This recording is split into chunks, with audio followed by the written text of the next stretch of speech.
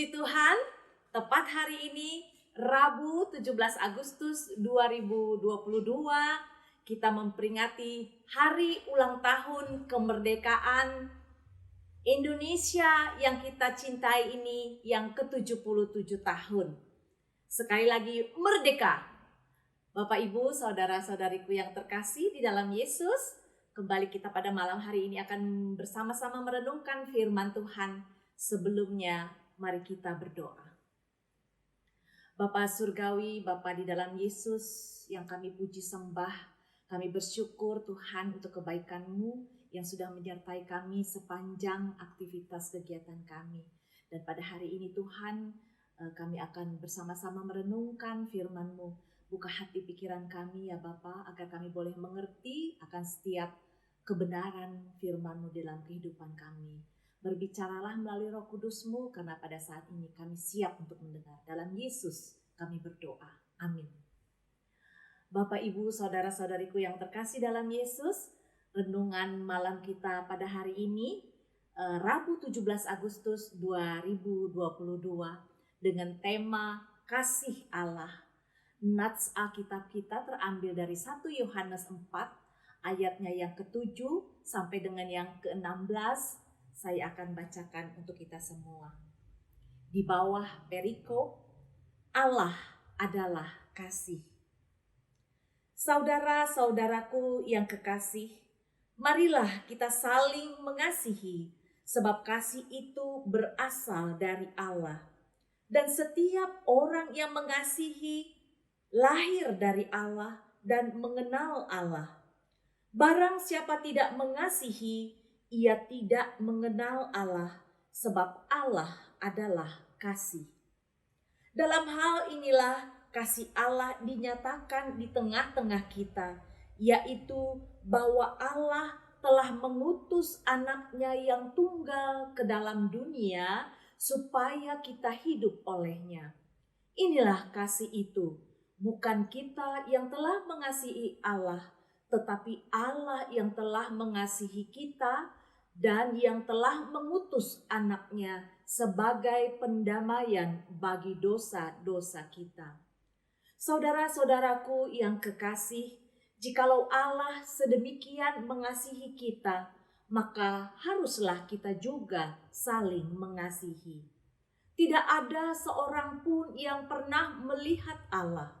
Jika kita saling mengasihi, Allah tetap di dalam kita dan kasih-Nya sempurna di dalam kita. Demikianlah kita ketahui bahwa kita tetap berada di dalam Allah dan Dia di dalam kita.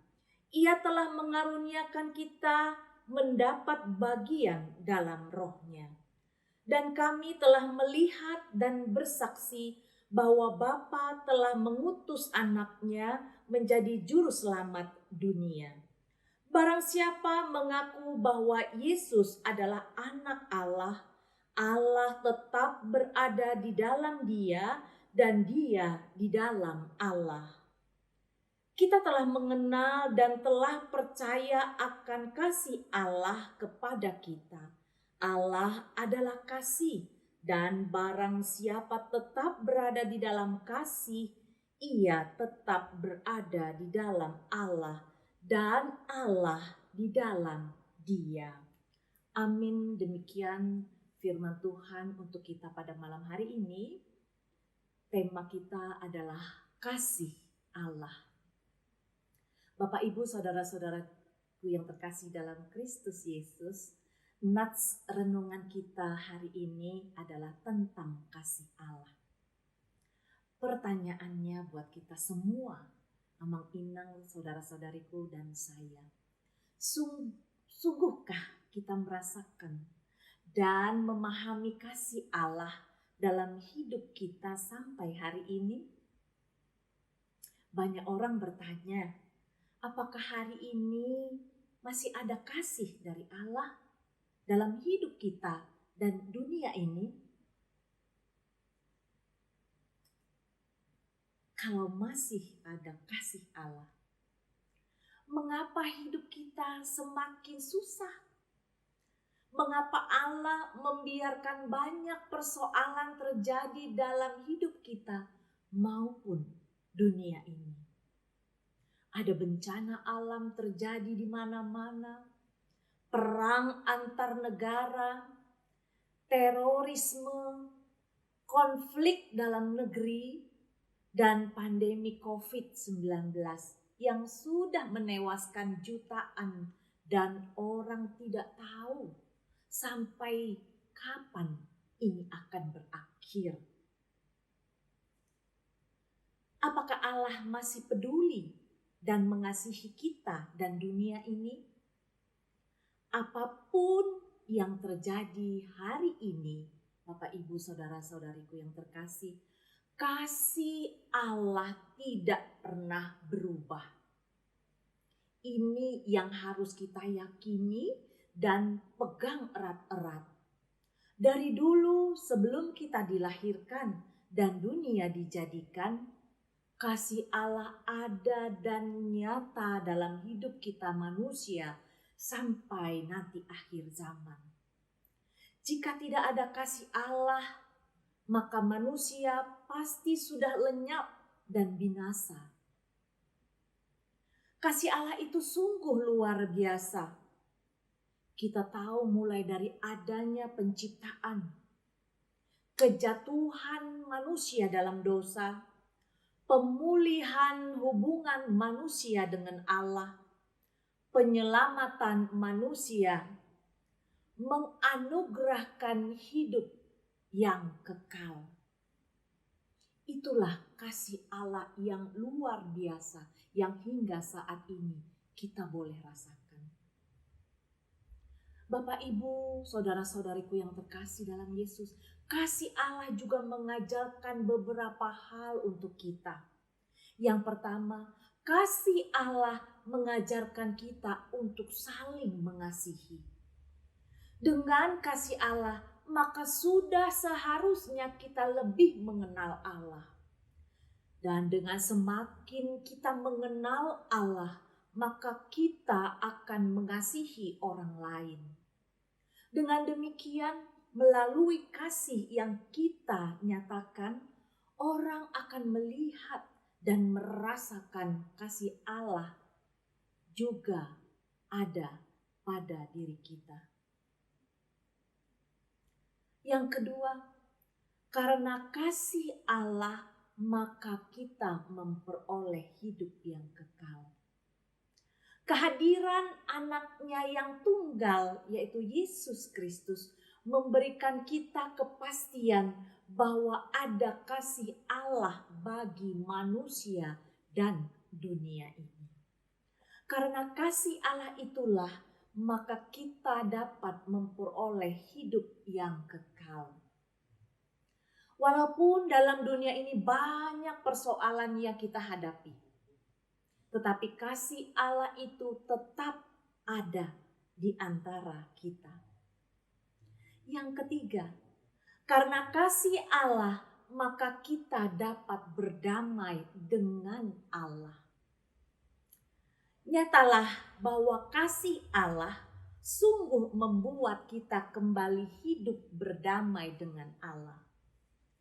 Kejatuhan manusia dalam dosa membuat manusia kehilangan sukacita dan damai sejahtera.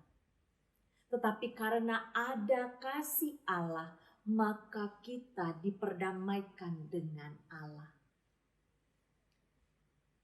Bapak, Ibu, saudara-saudariku yang terkasih, oleh karena kasih Allah tidak pernah berubah dan nyata dalam hidup kita, maka kasih Allah membuat hidup kita semakin sempurna.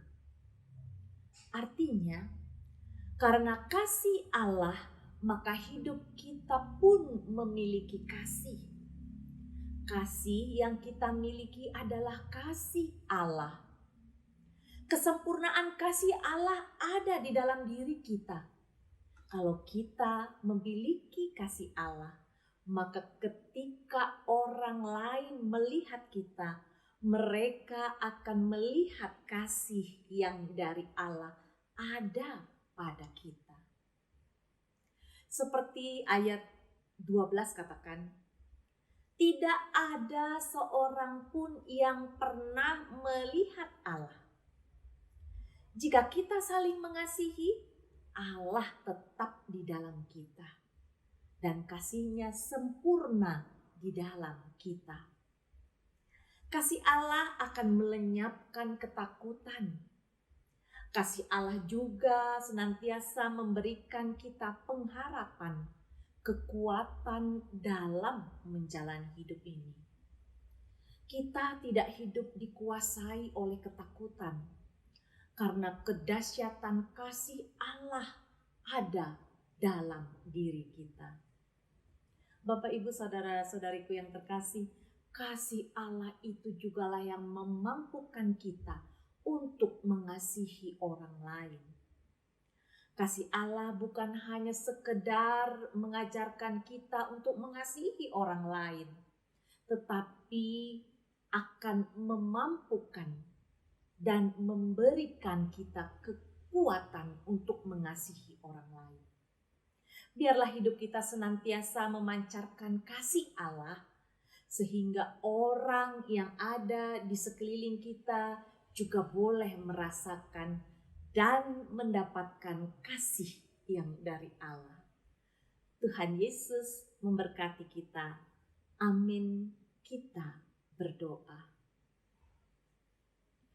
Ya Bapa Allah kami yang Maha Pengasih, kami bersyukur dan berterima kasih untuk kebenaran firman-Mu yang kembali mengingatkan kami akan kasih Allah.